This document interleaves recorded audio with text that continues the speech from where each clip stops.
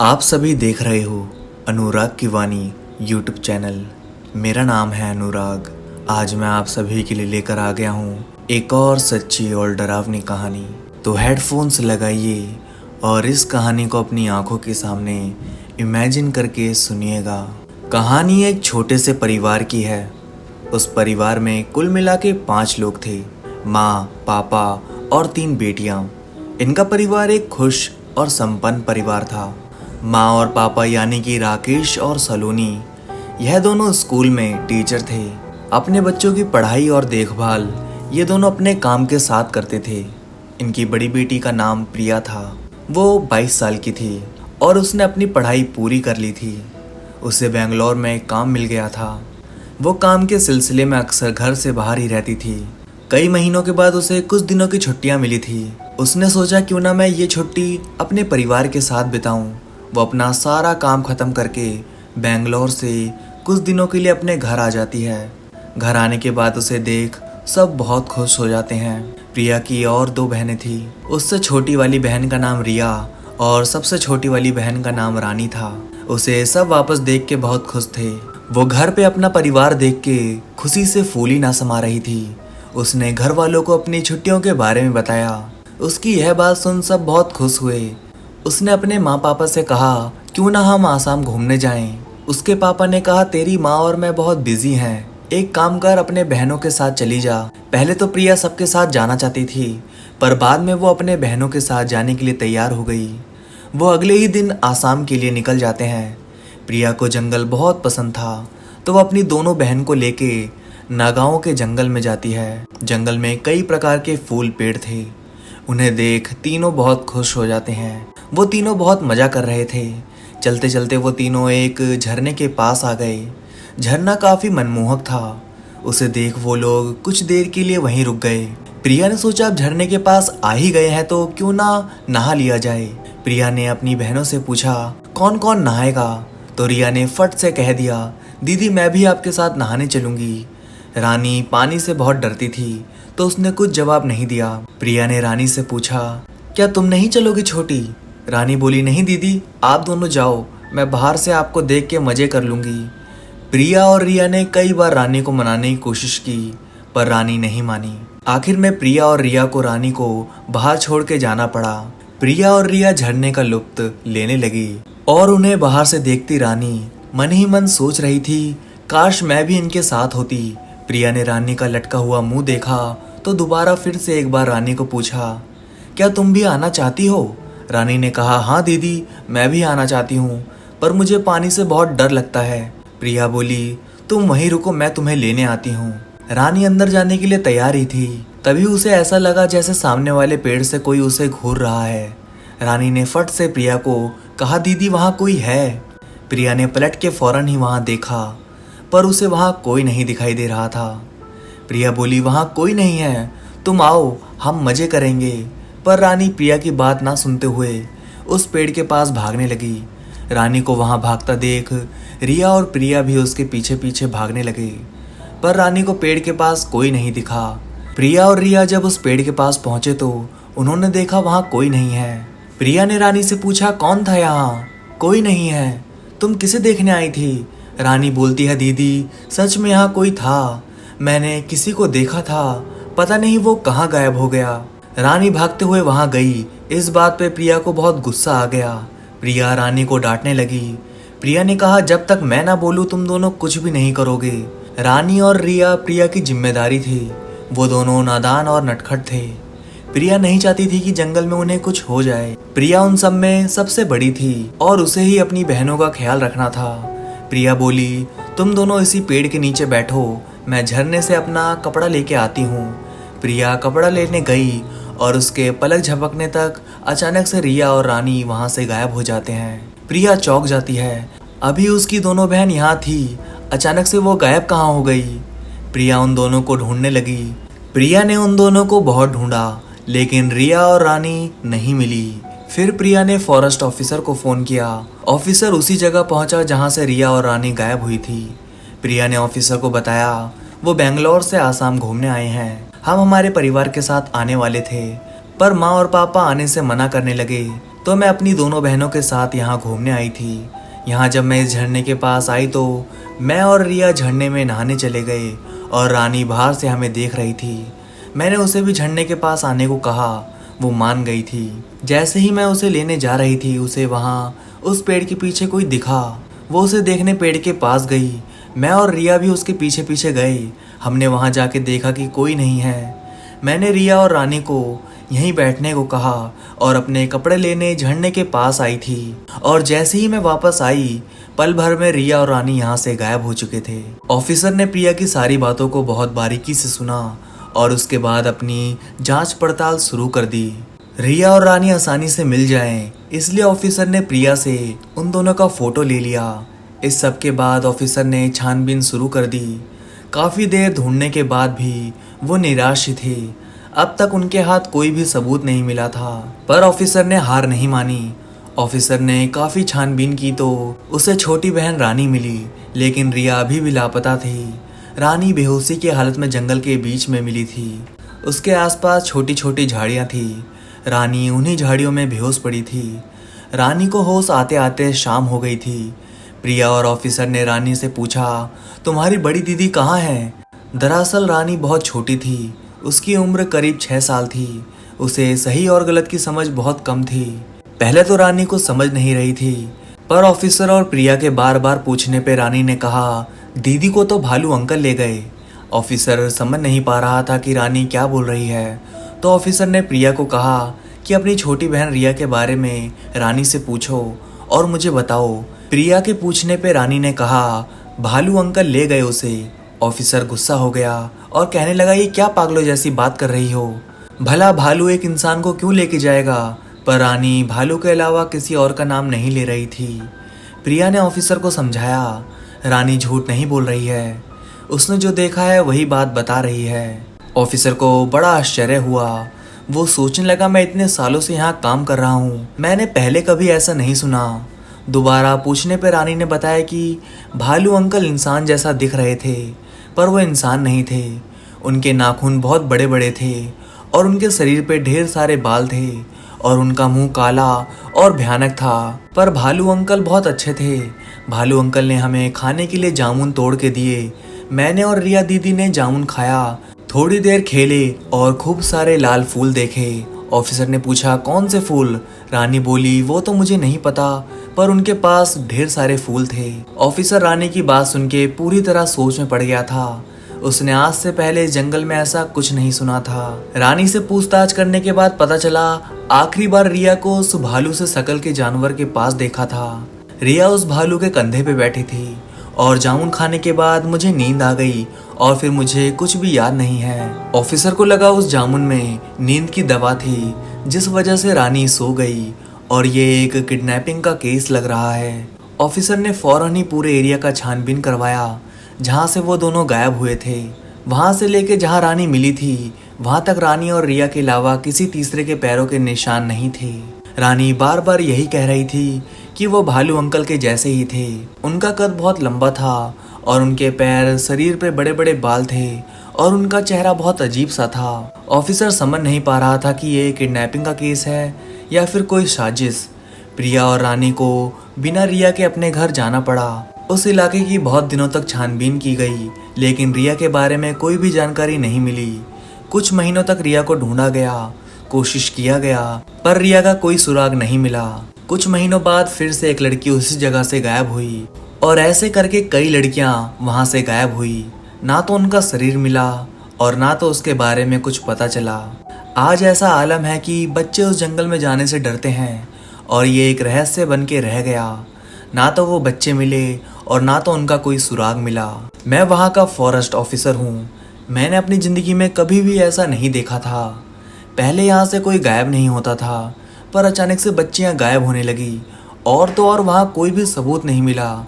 इसी वजह से वो इलाका रेड जोन में रखा गया है और अब वहाँ कोई नहीं जाता है। बच्चों का गुम जाना एक रहस्य बन के रह गया और वहाँ लोगों ने जाना पूरी तरह से बंद कर दिया। तो दोस्तों, यह थी आज की पहली कहानी। तो चलिए दोस्तों, बढ़ते हैं आज की दूसरी कहानी की तरफ। ये कहानी है मनीष की। मनीष एक आम इंसान था, पर उसके साथ घटी घटना के बाद वो आम लोगों जैसा नहीं रहा। ये कहानी एक सच्ची घटना पे आधारित है। तो आइए सुनते हैं मनीष के साथ घटी एक खौफनाक कहानी। मनीष अपने परिवार के साथ गांव में रहता था। गांव से कुछ दूर पे एक कपड़े की फैक्ट्री थी। मनीष वहीं काम करता था। एक दिन अचानक से उस फैक्ट्री में आग लग जाती है। आग लगने की वजह से फैक्ट्री का बहुत बड़ा नुकसान होता है। उस हादसे में कुछ लोग मारे जाते हैं। नुकसान बड़ा होने के कारण वहां के काम करने वालों पे बहुत ज्यादा असर पड़ रहा था। अब नुकसान हुआ था तो फैक्ट्री का मालिक उसकी वसूली वहां काम करने वाले लोगों से कर रहा था।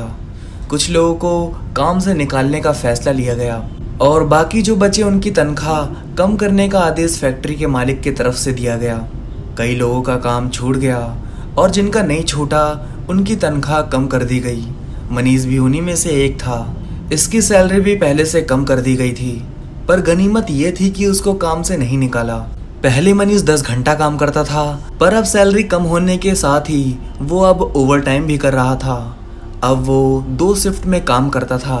ओवर टाइम काम करने वालों को रहने के लिए फैक्ट्री में जगह दे दी गई थी। ओवर टाइम का काम करने वालों को एक कमरा दिया गया था। मनीष के साथ 5 और लोग ओवर टाइम करते थे। कुल मिलाकर वो 6 थे। वो रात के 12 या कभी कभी 2 बजे तक काम करते थे। पूरी रात वो वहीं रुकते थे और दिन के समय कुछ घंटों के लिए घर जाया करते थे। एक रात मनीष करीब 1 बजे काम कर रहा था। उसे किसी के चीखने की आवाज़ सुनाई देती है। वो पहले तो इसे अपना भ्रम समझता है, पर जब वो दोबारा किसी के चीखने की आवाज़ सुनता है तब उसे लगता है कोई मुसीबत में है। वो अपने दोस्तों को कहता है, मैं आता हूँ, तुम काम करते रहो। वो भागता हुआ उस आवाज़ के पीछे जाता है।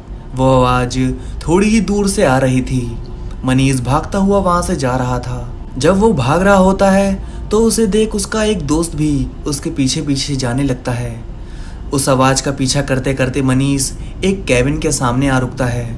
मनीष देखता है ये एक कैबिन है, पर इसकी हालत बहुत ख़राब है। उस कैबिन को मनीष घूर घूर के देखने लगा। उसे वहाँ कोई अजीब चीज़ दिखाई नहीं देती है। जब मनीष थोड़ा और आगे जाता है तो देखता है वहाँ कोई नहीं है। वो आवाज़ उसी जगह से आ रही थी जिस जगह पे कुछ दिन पहले एक बड़ी और भयानक आग लगी थी। मनीष समझ नहीं पा रहा था ये आवाज़ कहाँ से आई। मनीष के पीछे उसका एक दोस्त आ रहा था। वो बोला, ओए मनीष, क्या हुआ, यूं भागता कहाँ फिर रहा है? मनीष बोला, कुछ नहीं यार, लगता है मुझे भ्रम हो गया है। दिन रात काम करके पागल हो गया हूँ। अजीब अजीब आवाज़ सुनाई देने लगी हैं। मनीष का दोस्त बोला, कौन सी आवाज़ सुनाई दे रही है? मनीष बोला, मुझे ऐसा लगा कोई चीख रहा था। मनीष का दोस्त बोला, तेरा भ्रम है पागल, अब चल यहाँ से, यहाँ काम हो रहा है, यहाँ आना मना है। ध्यान कहाँ है तेरा? मनीष बोला, कौन सा काम? उसके दोस्त ने उसको बताया, कुछ दिन पहले फैक्ट्री में आग लगी थी। उस आग की वजह से आधी फैक्ट्री जल गई थी, पता है ना? मनीष बोला, हाँ हाँ पता है, फैक्ट्री जली है, तभी तो इतनी रात में काम करना पड़ रहा है। मनीष के दोस्त ने कहा, हाँ फैक्ट्री में आग लगी थी ना, तब इस कैबिन में 4 लोग थे और वो भी फैक्ट्री के साथ जल गए। वो बेचारे जिंदा जल गए। अब फिर से फैक्ट्री को बनाने का काम शुरू कर दिया है और साथ ही साथ इस कैबिन को भी बना रहे हैं। कुछ दिनों में ये कैबिन फिर से बन जाएगा। कैबिन का काम शुरू हो गया है। देख, तूने ज़मीन खराब कर दी। मनीष जब नीचे देखता है तो वो पूरी ज़मीन सीमेंट से बनाई गई थी और वो ताजी बनी थी। इसी वजह से वो फ्लोर नीचे दब गई थी। मनीष के दोस्त ने कहा, यहाँ से जल्दी चल, वरना कोई देख लेगा तो सारा नुकसान हमें ही भरना पड़ेगा। मनीष तुरंत ही अपने दोस्त के साथ वहाँ से भाग आता है। आते समय मनीष कहता है, क्या तुम लोगों को कोई आवाज़ सुनाई नहीं दी थी? मनीष के दोस्त ने कहा, चल यहाँ से, तेरा भ्रम था वो। मनीष अपने दोस्त के साथ वापस आ जाता है। वो दोनों देखते हैं सब अपना काम करके सो रहे हैं। वो दोनों भी चुपचाप बिना किसी से कुछ कहे सोने चले जाते हैं। अगले दिन सुबह जब मनीष वापस अपने मन को तसल्ली देने उसी कैबिन के बाहर जाता है तो वो देखता है वहाँ का फ्लोर जो उसने रात में ख़राब कर दिया था वो बिल्कुल ठीक है। वहाँ किसी के पैरों के निशान भी नहीं थे। मनीष सोचने लगता है मेरे दोस्त ने इस फ्लोर को ठीक कर दिया होगा। वो खुश हो जाता है और वहाँ से अपने घर चला जाता है। घर से वापस आने के बाद उसी रात मनीष और उसके सारे दोस्त दारू पीने का प्लान बनाते हैं। मनीष कभी कभी पीता था, इसलिए उसने कहा अगर मालिक को पता चला तो बहुत डांट पड़ेगी। मनीष का एक दोस्त कहता है अगर हम पी लेंगे तो कौन सा मालिक को पता चलने वाला है।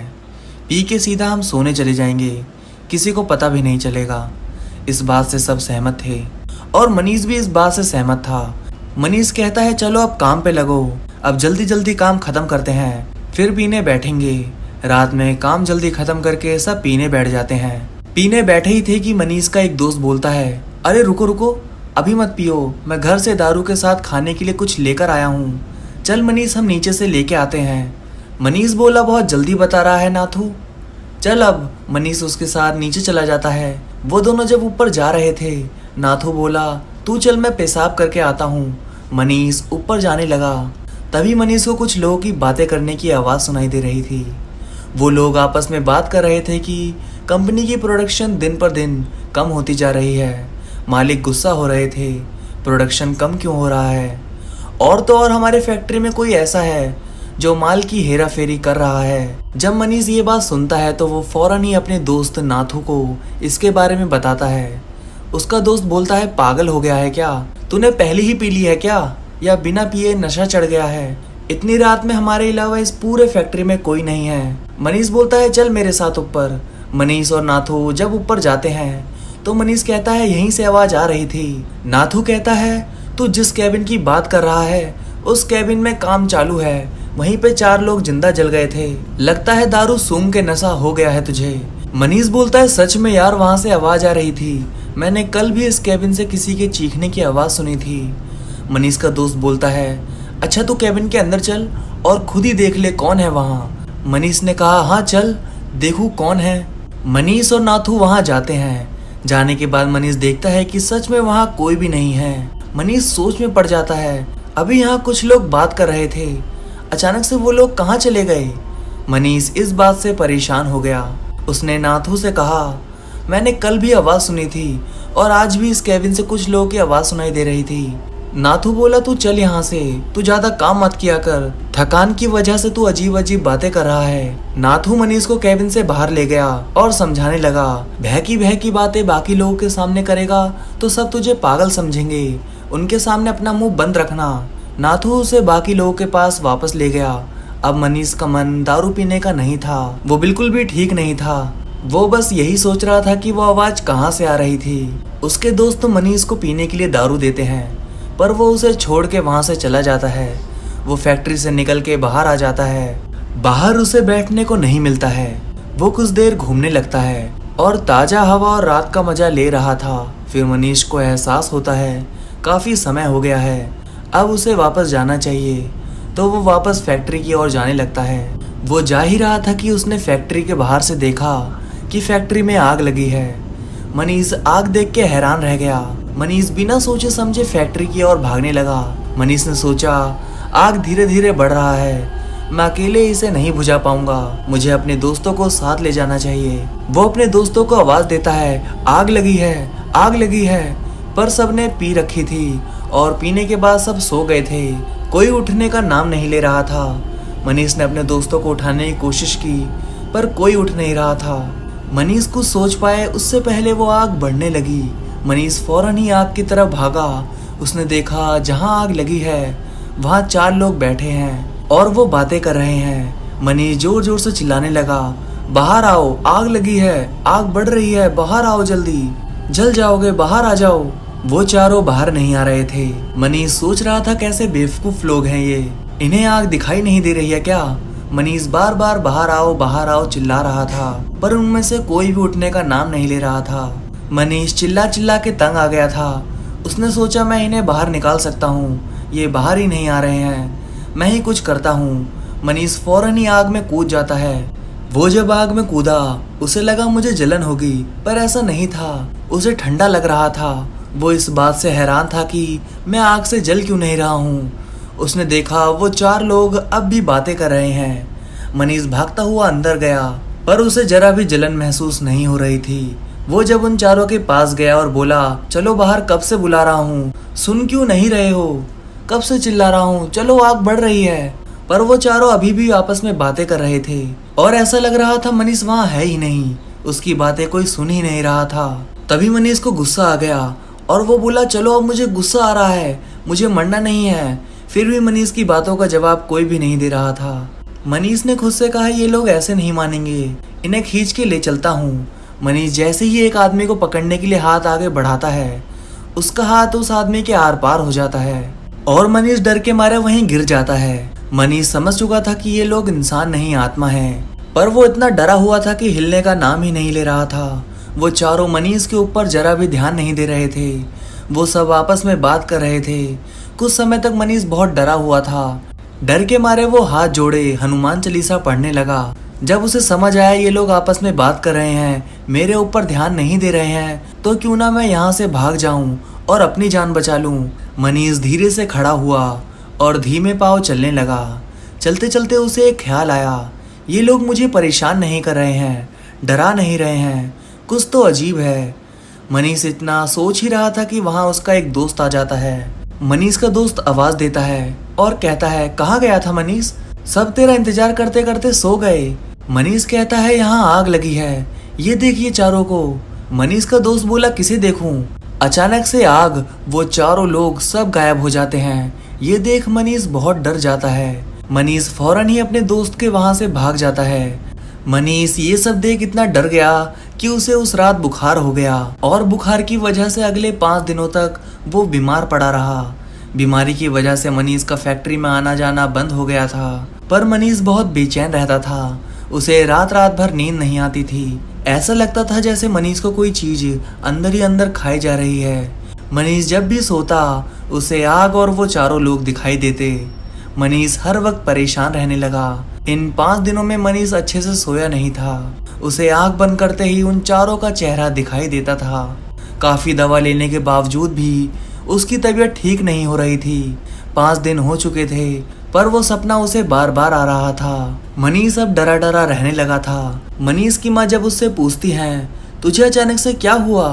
तेरी तबीयत ठीक क्यों नहीं हो रही है? कोई परेशानी है क्या बेटा?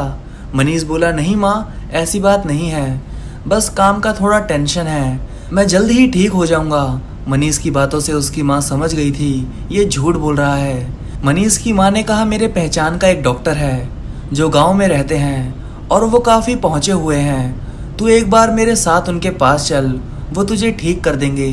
मनीष ने कहा, इतने दिनों से यहाँ वहाँ भाग रहा हूँ, चल अब एक बार तेरे उस पहुँचे हुए डॉक्टर के पास भी चल देता हूँ। मनीष की माँ ने उससे झूठ बोला था। दरअसल मनीष की माँ उसे एक बाबा के पास ले जा रही थी, पर यह बात मनीष को पता नहीं थी। अगले दिन सुबह ही मनीष अपनी माँ के साथ जाता है। जब वो वहाँ जाता है तो मनीष अपनी माँ पे काफ़ी गुस्सा हो जाता है। वो कहता है, मैं ये अंधविश्वास में भरोसा नहीं करता हूँ, तू मुझे ये कहाँ ले आई है? मनीष की माँ ने कहा, अब यहाँ तक आया ही है तो एक बार बाबा से मिल ले। मनीष बहुत गुस्से में था, पर उसने अपनी माँ की बात मान ली। मनीष उस बाबा के पास गया। बाबा ने जब मनीष को देखा तो वो हैरान रह गए। उन्होंने कहा, आज से पहले मैंने मनीष जैसा आदमी नहीं देखा है। मनीष की माँ ने कहा, क्यों बाबा, मेरे बेटे में कुछ खास है क्या? बाबा ने कहा, हाँ, तेरे बेटे में कुछ खास है। इसके सर पे 4 आत्माओं का बसेरा है और ये अब तक जिंदा है। ये सुनते ही मनीष और मनीष की माँ दंग रह गए, मानो कि उनके होश उड़ गए थे। मनीष बोला, आप कुछ भी बोल रहे हो, मेरी माँ को डराने की कोशिश मत करो, मैं तुम्हें फूटी कोड़ी नहीं दूंगा। मनीष उठ के जाने लगा और बोला, चल माँ यहाँ से, ये एक ढोंगी बाबा है। मनीष जा ही रहा था कि बाबा ने कहा, क्यों, तूने चारों का चेहरा नहीं देखा क्या? भूल गया क्या उनका चेहरा? अब सपने आने बंद हो गए क्या? मनीष पलटा और बोला, यह आपको कैसे पता? बाबा बोले, बेटा मुझे सब पता है, तेरे साथ जो हो रहा है वो किसी और के साथ नहीं हो सकता। उन चारों ने तुझे चुना है। ये सुन मनीष अचंभित में पड़ गया। मनीष की माँ ने कहा, इसे चुना है, इसका क्या मतलब है? मेरे बेटे की जान खतरे में है क्या? इसे कुछ होगा तो नहीं? क्या वो इसे मार देंगे? बाबा बोले, डरो मत, वो चारों इसे कुछ बताना चाहते हैं, पर वो क्या बता रहे हैं वो बस मनीष ही समझ सकता है। बाबा ने कहा, तेरी हालत दिन ब दिन खराब होती जाएगी, तुझे जल्द से जल्द पता करना होगा वो लोग क्या कहना चाहते हैं। मनीष कहता है, उन्होंने मुझे चुना है, पर मैं ही क्यों? मैंने किसी को मारा नहीं, मैंने किसी को परेशान नहीं किया, फिर वो मेरे पीछे क्यों पड़े हैं? क्या मेरी वजह से किसी को नुकसान पहुंचा है?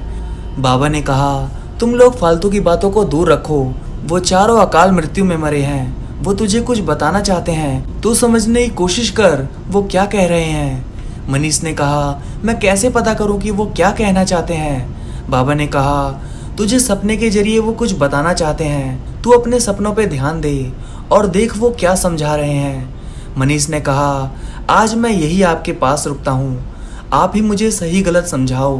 बाबा ने कहा, तू पूरे दिन सोना मत, रात में एक लंबी और गहरी नींद सोना। बाबा की बात से मनीष सहमत था। मनीष और उसकी माँ पूरे दिन बाबा के पास गुजारते हैं और जब रात होती है तो बाबा मनीष के लिए कमरा तैयार करवाते हैं जिसमें भगवान की मूर्तियाँ, गंगा जल और तुलसी रखा हुआ था। गंगा जल मन की शुद्धिकरण के लिए, तुलसी के पत्ते मन को शांत करने के लिए और भगवान की मूर्तियाँ काले साए से बचने के लिए। थोड़ी देर बाद मनीष सोने चला गया। मनीष को फिर से वही सपना आने लगा। मनीष सपने में देख रहा था काफ़ी अंधेरा पसरा है और काफ़ी रात हो चुकी है। वो चारों आपस में बात कर रहे हैं, उनके चेहरे दिखाई नहीं दे रहे थे। कंपनी की प्रोडक्शन दिन प्रतिदिन कम होती जा रही है। मालिक गुस्सा हो रहे थे, प्रोडक्शन कम क्यों हो रहा है, और तो और हमारी फैक्ट्री में कोई ऐसा है जो माल की हेरा फेरी कर रहा है। हर बार मनीष यहीं तक सपना देखता था और डर के मारे उसकी नींद खुल जाती थी, पर आज वो बिना डरे सपना देख रहा था। काफ़ी देर तक वो चारों आपस में बात कर रहे थे। फिर अचानक से एक आदमी आया। उस पांचवें इंसान का भी चेहरा दिखाई नहीं दे रहा था। उस पांचवें इंसान से वो चारों बहस करने लगे।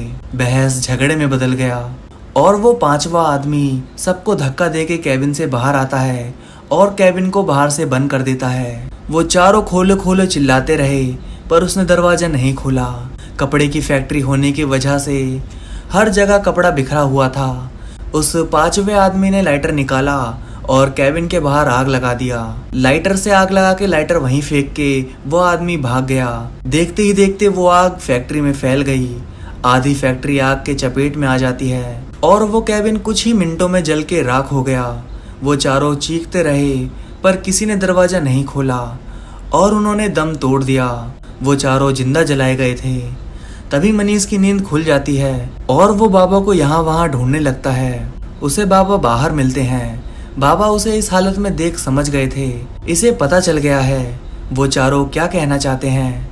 मनीष ने कहा, बाबा मैं समझ गया हूँ, वो चारों मरे नहीं थे, मारे गए थे। किसी ने उस फैक्ट्री में आग लगाई थी और वो चारों इसी वजह से जिंदा जल गए। जिस वजह से फैक्ट्री में आग लगी थी और वो चारों जिंदा जल गए, उनमें से किसी का भी चेहरा दिखाई नहीं दे रहा था। सबका चेहरा धुंधला था। बाबा ये सुनते ही समझ गए वो चारों मनीष के द्वारा इंसाफ चाहते हैं। उन्होंने कहा, तू फौरन ही फैक्ट्री जा और पता कर वहाँ ऐसा क्या हुआ था जिस वजह से वो चारों मारे गए थे। मनीष फौरन ही फैक्ट्री की ओर निकल पड़ता है। कुछ घंटों बाद मनीष फैक्ट्री पहुँच जाता है। वो देखता है कि उसके सारे दोस्त काम खत्म करके सोए हुए हैं। वो बिना किसी को जगाए कैबिन की ओर चला जाता है। वो देखता है कैबिन का काम बस पूरा होने वाला है। वो कैबिन के अंदर चला जाता है। मनीष को आज उस कैबिन में से गर्माहट महसूस हो रही थी। उसे ऐसा लग रहा था जैसे उसके साथ कैबिन में कुछ और लोग हैं। मनीष को लग रहा था कि वो चारों मनीष के साथ ही हैं। मनीष कैबिन के अंदर और कैबिन के बाहर वो लाइटर को ढूंढने लगा जो उस पांचवें इंसान ने फेंका था, पर उस कैबिन को एक बार फिर से बनाया जा रहा था। इसी वजह से उसे वहाँ कुछ भी नहीं मिलता है। मनीष काफ़ी परेशान हो जाता है और सिर पकड़कर वहीं बैठ जाता है। तभी एक जोर का हवा का झोंका आता है और मनीष ऊपर देखने लगता है। मनीष को हवा में कुछ उड़ता हुआ दिखाई दे रहा था। पहले तो उसने उस पर ध्यान नहीं दिया, पर थोड़ी देर बाद मनीष को एहसास हुआ इस कैबिन की खिड़की बंद है, तो ये हवा कहाँ से आ रही है। मनीष उस हवा का रुख देखने लगा। उसने देखा हवा में धुआं जैसा कुछ है जो कैबिन से बाहर जा रहा है। मनीष समझ गया वो आत्मा मनीष को कुछ कहना चाहती है। मनीष उस धुएं के पीछे पीछे जाने लगा। थोड़ी दूर पे वो धुआं अचानक से गायब हो गया। मनीष हड़बड़ा के यहाँ से वहाँ देखने लगता है। मनीष अपने आसपास और ऊपर नीचे देखने लगता है। मनीष ने देखा कैबिन के सामने वाले दीवार पे कैमरा लगा है। मनीष समझ गया हो ना हो इसमें जरूर कुछ रिकॉर्ड होगा। मनीष ने अपने मालिक को फ़ोन किया और फौरन ही उसे फैक्ट्री में बुलाया। मनीष का मालिक आने से मना कर रहा था, पर मनीष ने कहा बात फ़ायदे और नुकसान की है, अगर आप नहीं आए तो जान माल का खतरा है। ये सुनने के बाद मालिक आने को तैयार हो गया। सुबह के करीब 4 बज रहे थे। मनीष का मालिक आया और कहने लगा, क्या हुआ, तुमने इतनी सुबह मुझे क्यों बुलाया है? कौन सा जान माल का नुकसान हो रहा है मेरी फैक्ट्री में? ऐसा क्या हुआ जो तुम सूरज निकलने तक रुक नहीं सकते थे? मनीष ने कहा, मालिक बात बहुत बड़ी है। मालिक ने पूछा, क्या हुआ, साफ साफ बोल। मनीष ने कहा, मालिक फैक्ट्री में आग लगी नहीं थी, लगाई गई थी। मनीष की बात सुन के मालिक अचंभित में पड़ गया। वो सोचने लगा, ये क्या कह रहा है, तूने पी रखी है क्या? मनीष ने कहा, मैं अपने पूरे होशो आवाज में बोल रहा हूँ। कुछ दिनों से मुझे अजीब अजीब आवाजें सुनाई देती हैं और फैक्ट्री का सपना आता था। फैक्ट्री का वो कैबिन बार बार मेरे सपने में आता था जिस कैबिन में आग लगी थी। मैंने देखा कि 4 लोग आपस में कुछ बात कर रहे हैं। तभी वहाँ कोई आके लड़ने लगता है और थोड़ी देर बाद आग लगा के भाग जाता है, पर मैंने उनमें से किसी का चेहरा नहीं देखा है। मनीष का मालिक सोच रहा था इसने पी रखी है। वो बोला, फालतू की बातें मत कर, लगता है तेरी पगार काटनी पड़ेगी। मनीष बोला, नहीं नहीं मालिक, आप एक बार कैमरा की रिकॉर्डिंग देखो, आप सब समझ जाओगे। मालिक ने कहा, अगर रिकॉर्डिंग में कुछ नहीं मिला तो तेरी साल भर की पगार काट दूंगा। मनीष ने कहा, हाँ मुझे मंजूर है। मालिक ने पूछा, तुझे कैसे पता कैमरे में कुछ है? मनीष ने कहा, लंबी कहानी है, बताऊंगा बाद में, पहले चेक करो। मनीष के दावे और हौसले को देख मालिक समझ गया था, कुछ तो बात जरूर है जो ये इतने हौसले बुलंद करके बोल रहा है। मनीष और मालिक फैक्ट्री के सिक्योरिटी रूम में रिकॉर्डिंग देखने चले जाते हैं। रिकॉर्डिंग शुरू करते समय उन्हें कुछ अजीब नहीं दिखता है। फिर मनीष मालिक को याद दिलाता है, आग रात को 2 बजे लगी थी और शुक्रवार की रात थी। उस रात की रिकॉर्डिंग देखो। मालिक मनीष का मुंह लगातार घूरे जा रहा था, ऐसा लग ही नहीं रहा था कि वो मनीष है। मालिक ने उस रात की रिकॉर्डिंग निकाली और देखने लगे। मनीष और मालिक ने उस रिकॉर्डिंग में जो देखा वो देखने के बाद दोनों के पैरों तले जमीन खिसक गई। मनीष और मालिक ने देखा कि वो 5वां आदमी कोई और नहीं, मालिक का छोटा भाई रघु है। मालिक ये देखने के बाद वहीं जमीन पे गिर पड़े। मालिक कहने लगे, मेरा भाई ऐसा नहीं कर सकता। पर मनीष ने कहा, देखो आपके भाई ने क्या किया है। मालिक ने देखा उसका भाई रघु उस कैबिन में आया, उन 4 से बहस करने लगा। कुछ देर बाद गुस्से से कैबिन के बाहर आया, बाहर से कैबिन बंद किया और लाइटर निकाल के आग लगाकर वहां से निकल गया। मनीष के मालिक ने फौरन ही पुलिस स्टेशन में फोन किया और अपने भाई रघु के खिलाफ 4 लोगों को जिंदा जलाने और फैक्ट्री में आग लगाने का केस दर्ज करवाया। कुछ ही घंटों में रघु को गिरफ्तार कर लिया गया। पुलिस ने जब रघु से पूछताछ की तब उसने बताया फैक्ट्री की सारी हेराफेरी वो करता था। उन 4 को हेराफेरी के बारे में पता चल गया था। जब उन्होंने मुझे इस बारे में बताया कि हम तुम्हारी चोरी मालिक को बता देंगे तो मैंने कहा ले दे के बाद खत्म कर लेते हैं। पर वो 4 बहुत ईमानदार थे, वो पैसे लेने से सरासर मना कर रहे थे। इसी वजह से हमारे बीच झगड़ा हो गया और मैंने गुस्से में आके उन्हें जिंदा जला दिया। मैं बहुत डर गया था इसलिए वहां से भाग गया। ये सुनने के बाद मनीष की जान में जान आई। उसे लगा फैक्ट्री में सब ठीक हो जाएगा। रघु की गिरफ्तारी की खबर हर जगह फैल गई थी। आसपास में सबको पता चल गया था कि रघु ही वो आदमी था जिसने कपड़े की फैक्ट्री में आग लगाई थी।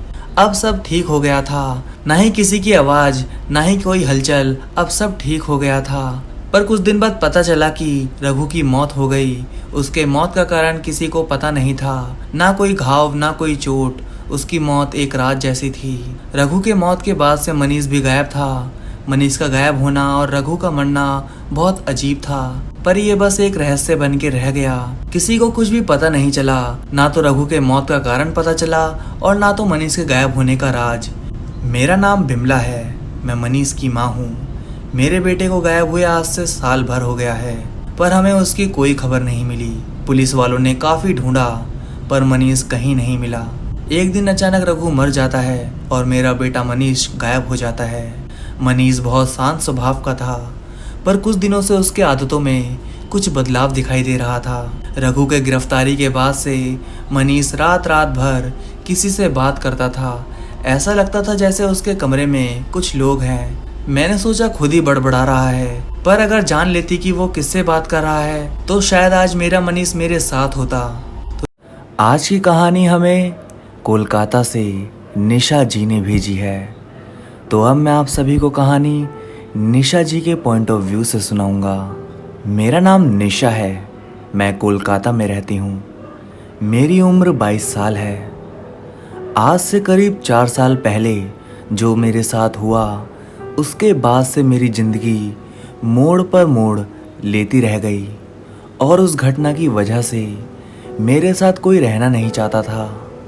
मेरे साथ हुई घटना को मैं आप सबको बताना चाहती हूँ। हुआ कुछ यूँ था कि मैं अपने परिवार के साथ कोलकाता में रहती थी। मेरे परिवार में यानी कि मैं, मेरी मम्मी और मेरे पापा, बस हम 3 ही लोग रहते थे। हमारा परिवार छोटा होने के साथ साथ बहुत खुश भी था। मेरी मम्मी एक हाउसवाइफ थी, वो घर के काम करती थी और मेरे पापा अंडमान में काम करते थे। पापा काम के साथ साथ वहीं रहते भी थे और मैं अपनी मम्मी के साथ कोलकाता में रहती थी। कुछ दिनों बाद मेरे पापा ने मुझे और मेरी मम्मी को अंडमान बुला लिया। पहले तो मैं वहाँ नहीं जाना चाहती थी। मेरा स्कूल, मेरे दोस्त सब यहाँ कोलकाता में थे, पर अचानक से पापा ने हमें अंडमान बुला लिया। पर मेरी मम्मी ने मुझे समझाया, परिवार जहाँ होता है वहीं प्यार होता है, हमें तुम्हारे पापा के पास जाना चाहिए। मम्मी की बातों से मैं सहमत थी।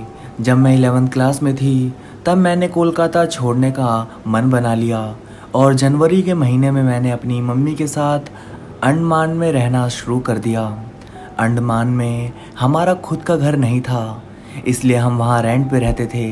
पापा अंडमान में कई सालों से थे, पर पापा ने वहाँ कोई घर नहीं लिया था। इसी वजह से हमने कई बार अंडमान में घर बदला। हम हर जगह रेंट पे रहा करते थे। मेरे नाना भी अंडमान में रहते थे, पर एक बार पापा और नाना के बीच कुछ बहस हो गई थी, जिस वजह से दोनों ने एक दूसरे से बात करना बंद कर दिया था। पर जब मेरे नाना को पता चला कि मैं और मेरी मम्मी रेंट के घर में रह रहे हैं, वो फ़ौरन ही हमारे घर आए और कहने लगे, मेरे घर चलो, हमारा खुद का घर है, तुम सब वहाँ चलो, रेंट पे क्यों रहना है। नाना ने मेरे पापा को काफ़ी देर तक समझाया और काफ़ी देर समझाने के बाद भी वो ना बोल रहे थे। मेरे पापा जाने को तैयार नहीं थे, पर मम्मी ने कहा, पुरानी बातों को भूल के एक नई शुरुआत करते हैं और चलते हैं मेरे पापा के घर। आखिरकार मम्मी के समझाने के बाद पापा मान गए और हम नाना के घर शिफ्ट हो गए। मैंने नाना के घर से थोड़ी ही दूर एक स्कूल में अपना एडमिशन करा लिया। एक दिन मेरे नाना ने मुझसे साइंस का एक सवाल पूछा, जिसका जवाब मेरे पास नहीं था। मैंने नाना को बताया, मेरा साइंस बहुत कमज़ोर है। नाना ने कहा, कोई बात नहीं, मेरे पहचान में एक डॉक्टर हैं जो खाली टाइम में तुझे पढ़ा देंगी। मैं ये सुन बहुत खुश हो गई। कुछ दिन बाद से मैंने डॉक्टर दीदी के पास साइंस पढ़ना शुरू कर दिया। शुरुआत में तो मैं शाम को पढ़ने जाती थी और फिर नाना रात में मुझे लेने आते थे, पर कुछ ही महीनों में मेरी और डॉक्टर दीदी की दोस्ती हो गई। इस वजह से मैं शाम को उनके घर पढ़ने जाती थी और फिर पूरी पूरी रात वहीं गुजार के अगले दिन सुबह आती थी।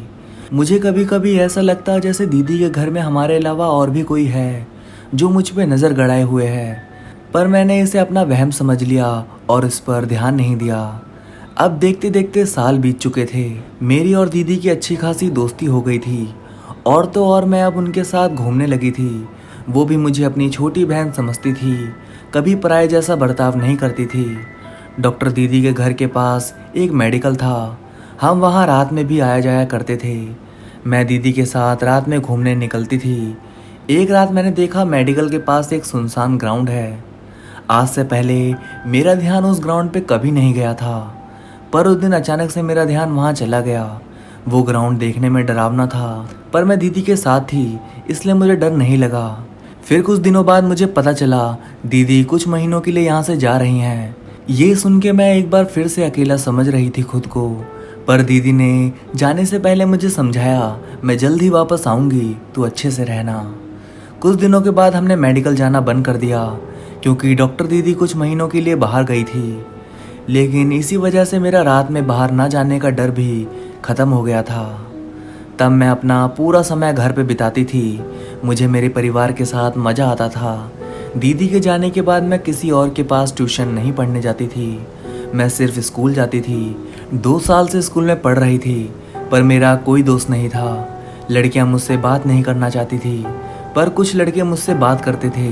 मेरी और उनकी दोस्ती हो जाती थी, पर 2-3 दिनों बाद ही हमारा झगड़ा भी हो जाता था। धीरे धीरे मेरी लड़ाई हर एक लड़के से होने लगी। मैं कुछ भी नहीं करती थी, पर सारे लड़के अपने आप मुझसे दूर होने लगे। कोई भी लड़का 2 या 3 दिन से ज़्यादा मेरे साथ नहीं रहता था। लड़के मुझसे बात नहीं करते थे तो लड़कियों को लगता था मैं गलत हूँ और इसी वजह से वो सब भी मुझसे दूर चले जाते हैं। मेरा कोई दोस्त ना होने की वजह से मैं अकेली ही रहती थी, पर मैं अकेली हूँ इसका मुझे एहसास नहीं होता था। मुझे हमेशा लगता था कोई मेरे साथ है। एक दिन हमारे घर में एक पंडित आए। वो सबको बुलाकर आशीर्वाद दे रहे थे। सबको आशीर्वाद देने के बाद उन्होंने मेरी मम्मी से पूछा, आपकी बेटी कहाँ है, उसे भी बुलाओ। मम्मी जोर जोर से निशा बाहर आ, निशा बाहर आ चिल्लाने लगी। मैं ये सुन के बाहर आती हूँ। मम्मी कहती हैं, पंडित जी आए हैं, पैर छू इनके। जैसे ही मैं पैर छूने गई, उन्होंने कहा, कोई तेरे साथ रहता नहीं है। जो भी तेरे साथ रहता है वो 2-3 दिन में तुझे छोड़ के चला जाता है। तेरा कोई दोस्त भी नहीं है। वो सारी बातें बताने लगी जो मेरे साथ घट रही थी। ये सुन के मेरे घर वाले परेशान हो जाते हैं और पूछते हैं, आपको कैसे पता ये सब कि इसका कोई दोस्त नहीं है? ये हमेशा अपने कमरे में ही घुसी रहती है, पता नहीं इसका कोई दोस्त क्यों नहीं है। पंडित जी बोले, इसके ऊपर कोई नज़र गड़ाए बैठा है। कोई है जो इसके कपड़ों को शमशान ले जाकर पूजा कर रहा है और उसी पूजा की वजह से कोई टिकता नहीं है इसके पास। किसी ने इसके कपड़ों को शमशान ले जाकर किसी प्रकार की पूजा की है, जिस वजह से इसके साथ कोई लड़का नहीं रहता और इसी वजह से इसकी ज़िंदगी में कोई टिक नहीं रहा है। पंडित जी ने कहा, इसकी ज़िंदगी में कोई लड़का नहीं आएगा या फिर इसे पूरी ज़िंदगी अकेले रहना होगा। घर वाले ये बात सुनकर घबरा गए, पर मुझे इससे कोई फ़र्क नहीं पड़ा। मुझे ये बात बस एक रोमांच जैसी लगी। मैं आत्मा और भूतों पे भरोसा करती हूँ। मैंने कई भूतिया फिल्में देखी थी और तो और मुझे ये सब बहुत अच्छे लगते थे। पंडित जी की बात मुझे काफ़ी अच्छी लगी। मैं हमेशा से चाहती थी कि मैं भूतों और आत्माओं से मिलूं। पंडित जी की बात सही थी। मेरी ज़िंदगी में जो भी लड़का आता था वो कुछ ही दिनों में मुझसे दूर हो जाता था।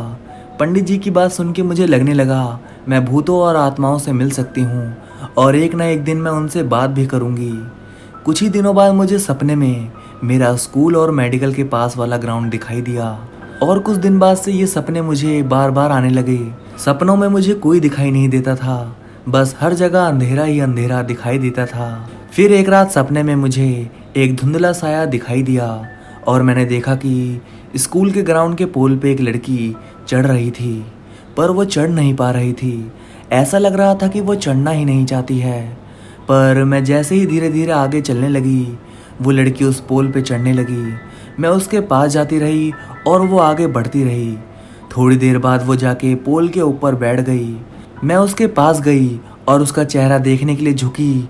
वैसे ही किसी ने मेरे कंधे को पकड़ा और मुझे पीछे खींचा। तभी मेरी नींद खुल गई। मैं ये सबको एक इत्तेफाक समझ रही थी। मैंने इन बातों पे ध्यान नहीं दिया। अब मुझे अंधेरे में रहना अच्छा लगने लगा था। मैं घर से बहुत कम निकलती थी।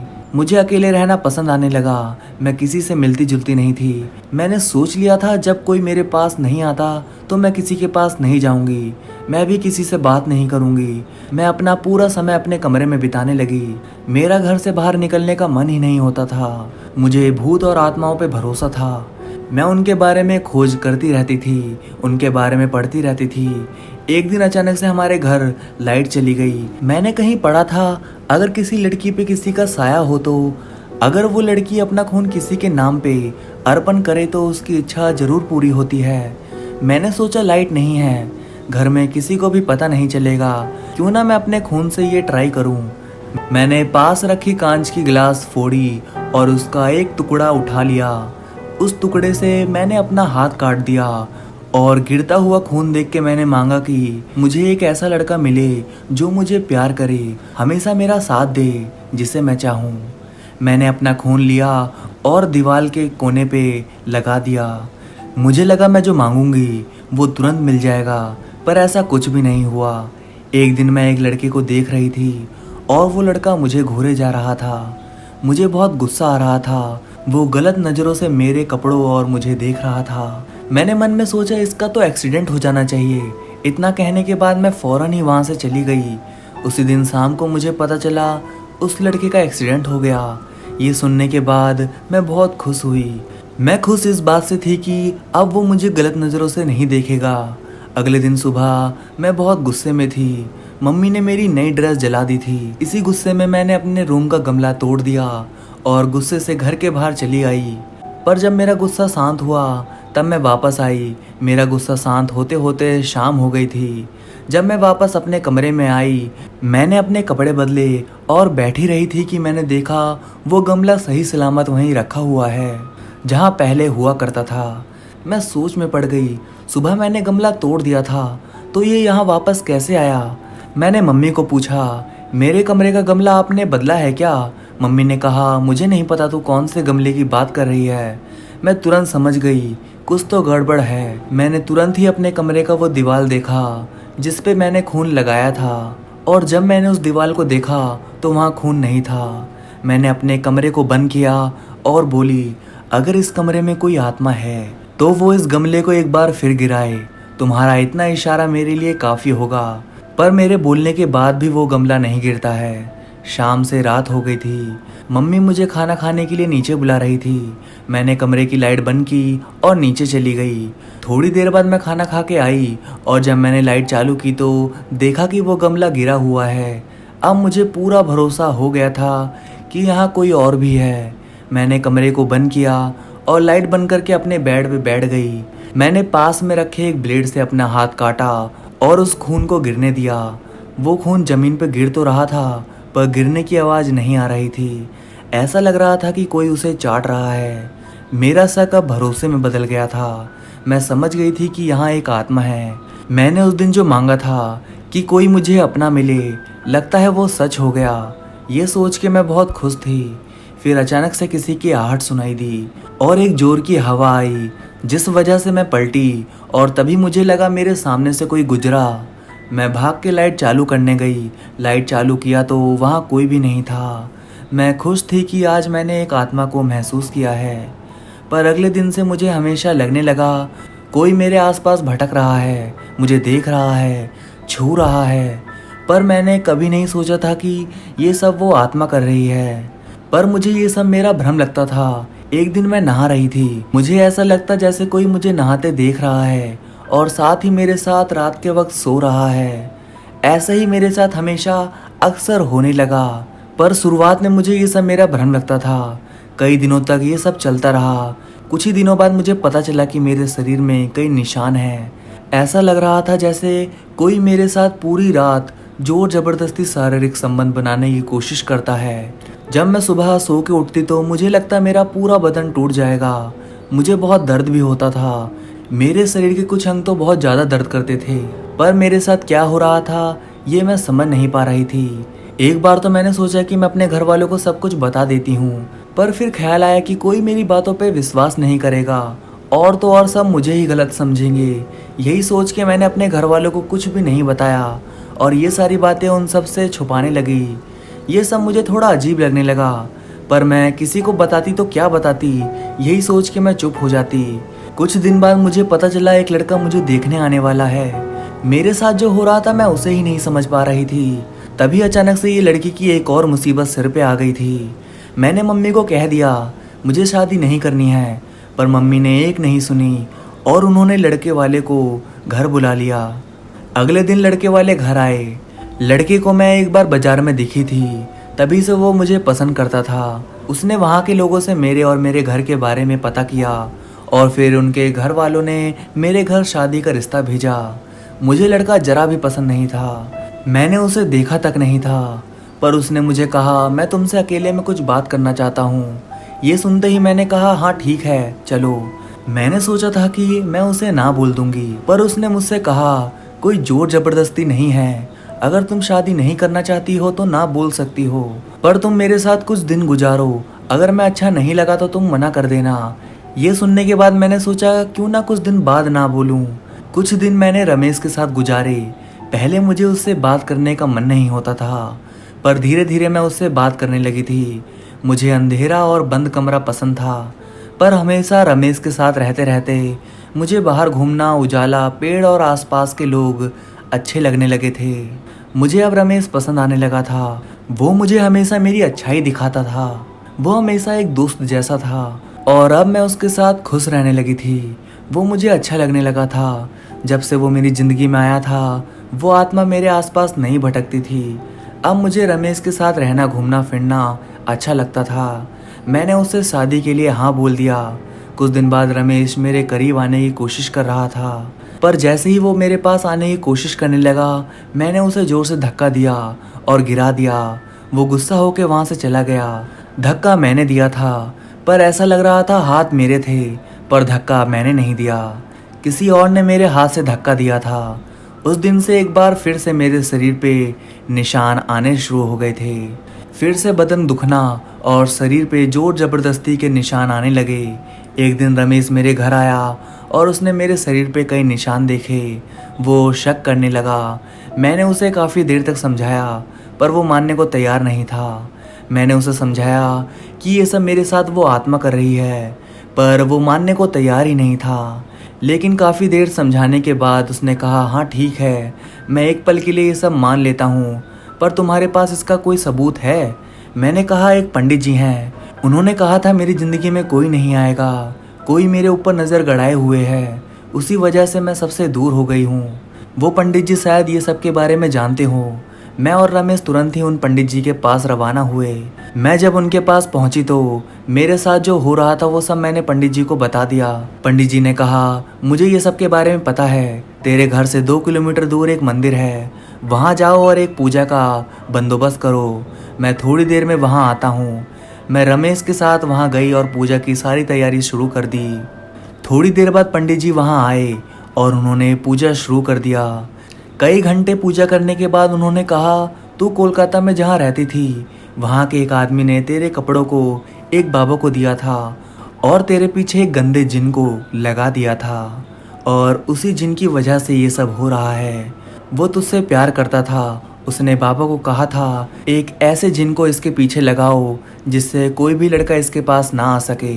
फिर पंडित जी बोले, मैंने अब सब कुछ ठीक कर दिया है, आज के बाद वो जिन तुम्हें परेशान नहीं करेगी। पंडित जी की उस पूजा के बाद फिर कभी मुझे उस जिन ने परेशान नहीं किया और मैंने रमेश से शादी कर ली और अब मैं सबसे बात करती हूँ और सबके साथ रहती हूँ। मुझे अब कोई परेशानी नहीं होती।